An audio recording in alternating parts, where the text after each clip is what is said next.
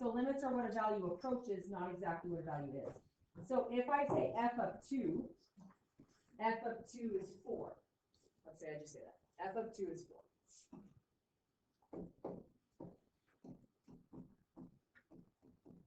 You get to, oh great, that's still doing that. So glad. F of 2 is 4. You agree? In grade 10 we were taught this. F of 2 is 4. You didn't understand. Your teacher said don't panic. F of x is just y. But then in grade 12 we talked about this a lot more. F of 2 equals 4. What is this just a fancy way of saying? There's a point at 2, 4. This is my x. This is my y. Oh, I'm so glad. That's great. I love this. It's not making me annoyed at all. Okay, 2, 4 is the point, yes? So at 2, my answer would be 4. If I asked you for the limit, it might be what the value is at 2, but the limit is not that. The limit is, what is it from the left approaching and what is it from the right approaching as it gets closer and closer to that value. And that's the concept we have to put in our heads. It's hard to think. So the limit is, as I approach from the left and as I approach to the right for 2, what is it equal? Okay? So, these are our objectives. So we're talking about the definition of a limit. In mathematics, a limit is the value that a function or sequence approaches as the input or index approaches some value. Limits are essential to calculus and mathematical analysis in general and are used to define continuity, derivatives, and integrals. So what calculus does, basic calculus, is going to teach you how to graph a graph calculator. It's going to make you understand what your calculator is doing whenever you're doing stuff. Okay? Now, what you're going to have to realize is that calculus is actually a university course, correct? Our curriculum and the Calculus 1 curriculum is the exact same. AP curriculum actually makes you learn more than Calc 1 in university. So when you go to university, it should be a repeat. In university, they're going to give broad statements, they're going to give corollaries, and they're going to give theorems and all this stuff. And it's going to be, the teacher's going to read it in front of you, and your face is going to be like, cool, I have no idea what you just said. But that's what you're going to do. You're just going to write it down. And you'll go home, and you'll really look at it and think, hey, maybe this makes sense. Maybe this actually makes sense. But the reason why you do university in high school is because you get to see it first, right? You get to do university calculus first in high school, right? So we get a little more time, which is nice. So here we have express the limit. So this is how they write it. You see how it's limit x as it approaches. That's what that little arrow means. -1. So when you write your limit out, oh, great. How are you writing that? The limit as x, I'm going to use that on the computer, not this one. As x approaches -1, they stack it. You see that? As it approaches -1 on the function x squared minus 1, oh my goodness, x plus 1. This is great. Good times. So this doesn't mean what is -1 on that graph. Because if I plug -1 in, what's going to happen? You're going to undefined. You're going to get an error. You're going to get a problem. There's going to be 0 in our denominator, which says bad and fails, right? So there actually isn't a y value at -1. Do you agree? And people are like, well, then we're done.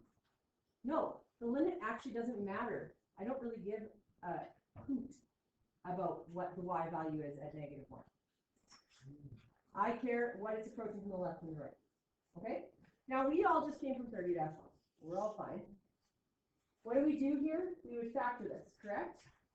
So if I want to do this algebraically, I'm going to still write the limit as x approaches -1. And I'm going to write that every single time until I can fill the -1 in mathematically and it doesn't make a 0 in the denominator. Okay, so it's going to come along for the ride until I can actually fill it in and it doesn't make the denominator 0. The top I can factor the difference of squares. I'm going to get x plus 1, x minus 1. And on the bottom I have x plus 1. What's going to happen?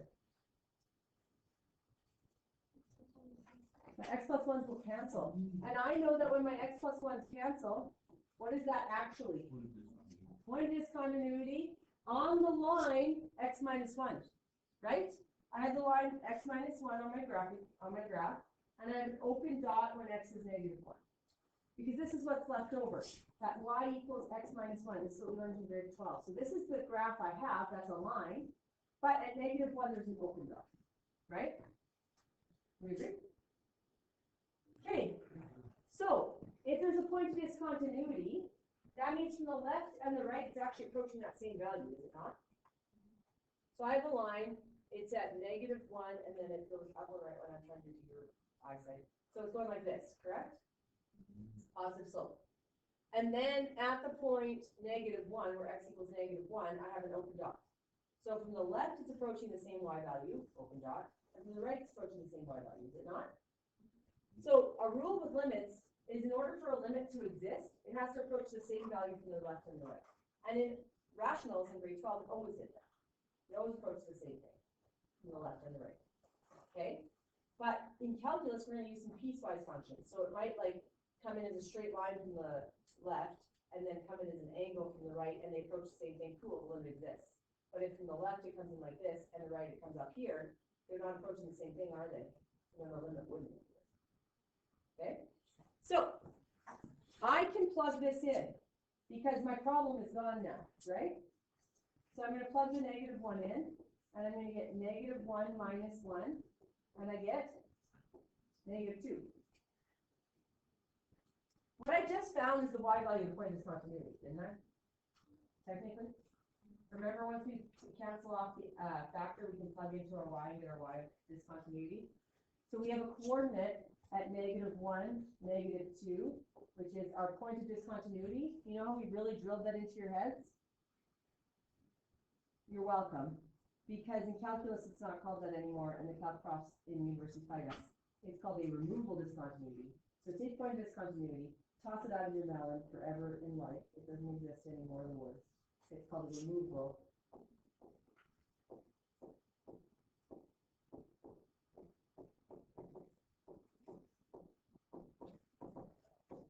And I don't know why our curriculum and the university curriculum doesn't get on the same board, but we are. The reason why is because a removable discontinuity is you have a graph and it has an open dot that you can just remove, right? You can remove that piece of discontinuity. But when you get piecewise functions, you might have something that's like this.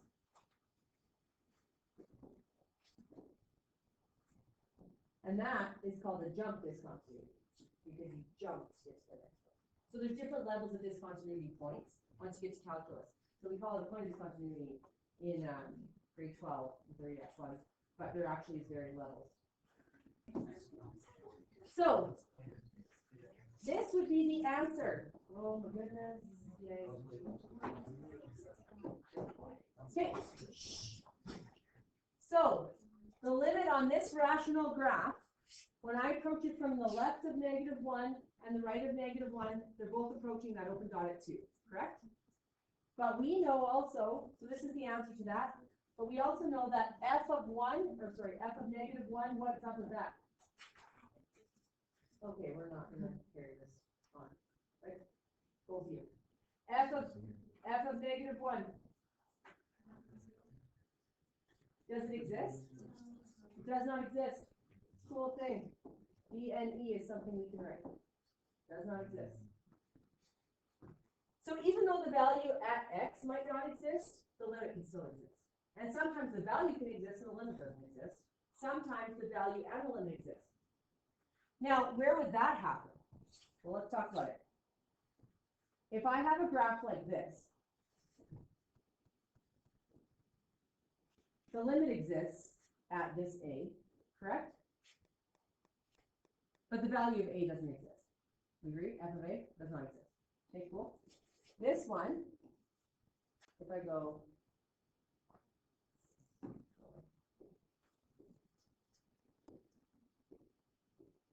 this one, the value of a exists. Does the limit exist? This one would be like approaching B, and this one would be approaching C. So they don't approach from the left side approach B, from the right side approach C. So the limit doesn't exist. But there's a closed dot, so f of a would be B. Okay? Then there's the other one. What happens in order for a limit to exist and the value to exist? What type of function would it be? Let's see. It would be continuous. So, if here from the left I'm approaching this value, and from the right I'm approaching that value, then the limit exists, but the function doesn't exist. But if I close that value up, the limit exists, and the value, they're all the same. So the graph goes from the left, it reaches that value, touches that value, and carries on. I don't, the box thing has never been this bad, so I'm glad. Thank you very first day. That's really good. So does it make sense where a limit would exist, where the function, the value could exist, or a limit doesn't exist? What a limit is? It's literally the value when it approaches the left and the right. Okay? All right. So I want to show you how to do this in the book. So here it says 1.1. Do you see that? Section 1.1. So go to your textbook to 1.1. So everyone is working on AP practice problem 7. Go. We kind of embed some of our homework throughout the class.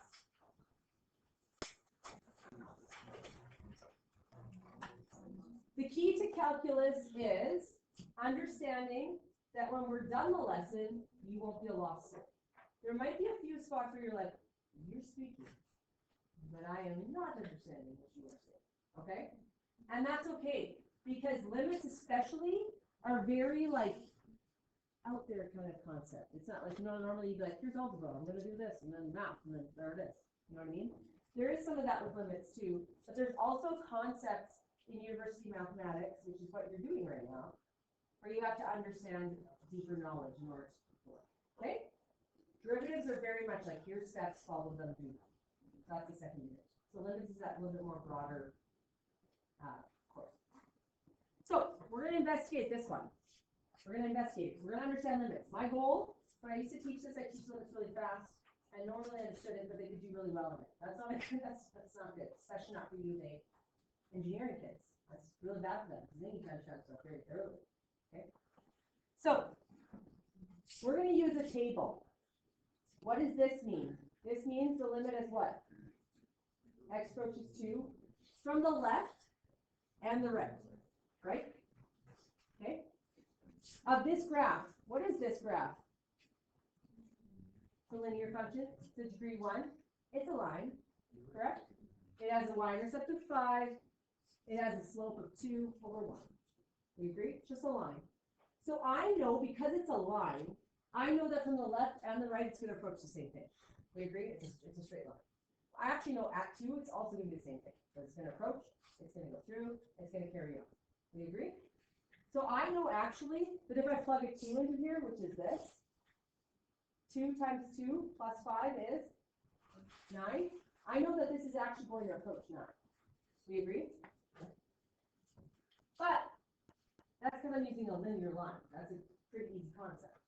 So what we're going to do, though, is we're going to approach it from the left. So this is approaching from the left. And how do I know it's from the left? Because 1.99, 1.999, 1.999, 1.99999, those are on the left of 2, right?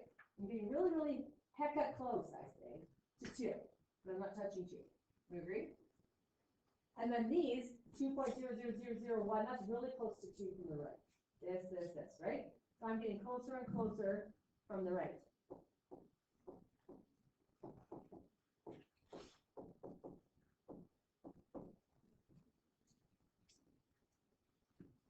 So what I want everyone to do is you go to your calculator. Type this into your calculator, 2x plus 5, because I don't expect you to fill 1.99999 in your head. So pretty impressive.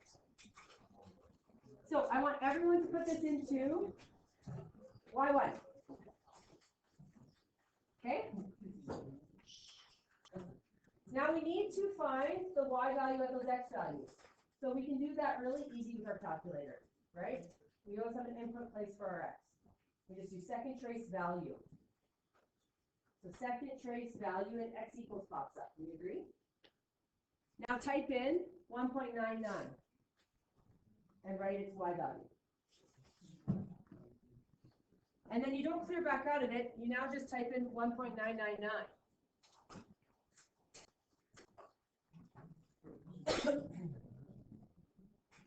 And so fill them all in. So from the left, as I get way closer to 2, what am I approaching? 9. 8.9998, 8.999999999 is what's then being, which is 9, right? So from the left, that's happening. From the right, I would start at 2.01, and we get 9.0. and then 2.001, 2.0001, and 2.00301.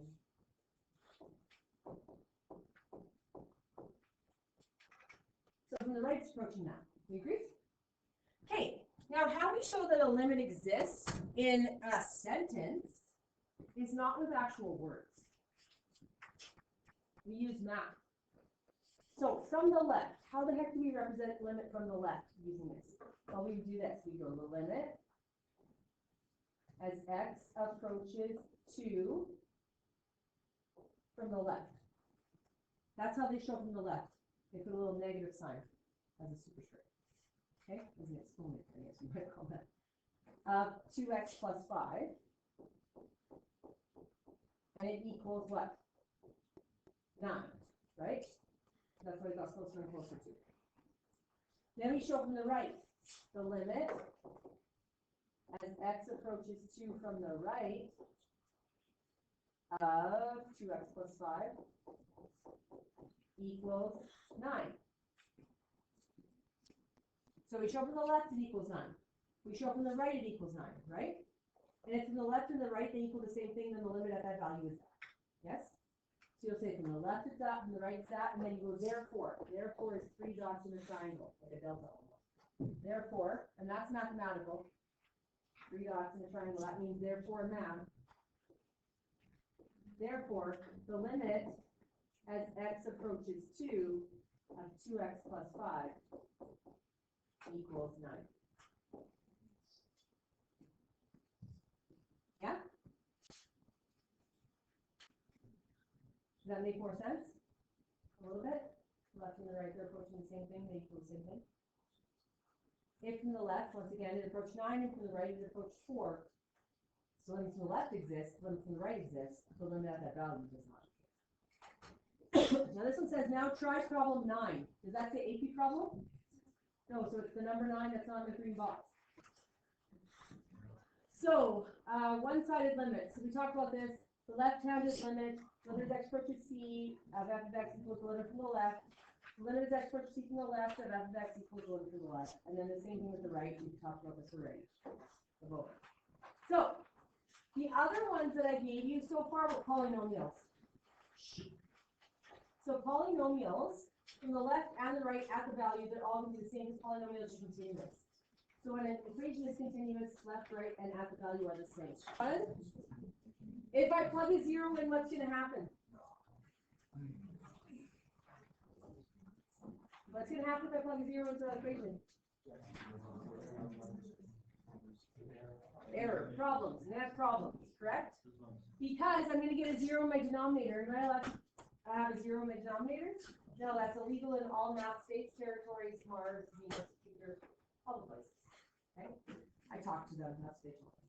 All right, so in the other one, it was irrational. We agree? And so what I did was I did the difference of squares, and then I did factors on the bottom, and they canceled off, and I could plug it in and do it algebraically. Correct? On that very first example. In this example, I have e to the x. E to the x is E is a specific number, like pi. You know pi is 3.14159, we just use pi as a non-repeating, non-terminating decimal. So we press the pi button. E is the same thing. So everyone to your calculator and press E. So E is second ln. Down from log. It's the ln button, the little log. That's a log. So second E, and then just press 1 in the exponent, enter. On your main screen. So second, and then 1, e to the 1. That's the number. That is what E represents. So you know that pi is 3.14159, and it keeps going. We were taught that since little because it works for the circumference and perimeter of a circle. Correct? It's joking. Shut up. Okay. E is another number like pi, but it's used in more mathematics that are higher up, so that's what we don't talk about. It's used in like logs. The logs, the natural E value. Okay, so you see it's a number. Okay, I can factor this in any way to cancel that x off. So the only way I would be able to do this one on a test is with a table. So tables, it's called the numeric approach. In AP Calculus, I have to teach you graphically, numerically, algebraically on most concepts, okay? This is your numeric approach. So what we're going to do is we're going to type this into our calculator. So could we always do it this way, do a table every single time? Sure, unless it asks algebraically. And algebraically, if I can get factors to cancel off, I'm probably going to have to way faster anyway. So I would always do that at this place, right? Doesn't have to be my table. So everyone fill in the table, please. With your calculator, type it in. So we're not going to go e to the 1 this time into y equals. We're going to go e to the x minus 1 over x, correct? If you have the fraction button, you can attempt to use it. It often turns things into fractions. So, but if you do type it in, you can just, oh my gosh, type it in as e to the x minus 1. All right, so at 0, the value doesn't exist. Do you agree? We plug it in and check it. So we know that f of 0 technically does not exist. So does that mean the limit doesn't exist? The limit has absolutely nothing to do with what the actual value is. The limit, the definition of the limit is what's it approaching to the left and the right. It's actually asking what's the graph doing on this. It's really, really close to that value, but not that value. Okay? So, as I'm approaching from the left, what's my y becoming? Closer and closer to 1. So I go limit as x approaches 0 from the left of e to the x minus 1 over x equals what? Burn this computer down. The limit, I mean, no, I'm not mad at all. 0 from the right of e to the x minus 1 over x. So from the right, I'm getting closer and closer to what y value? 1.000, well, 1. So from the left, it's approaching 1. From the right, it's approaching 1. Your graph kind of looks like this.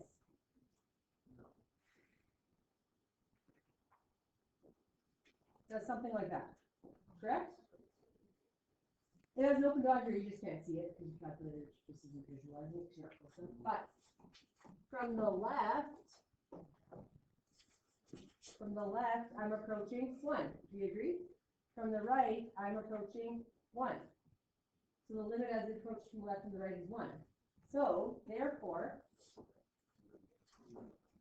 the limit as x approaches 0, e to the x minus 1 over x equals 1. Is this graph continuous?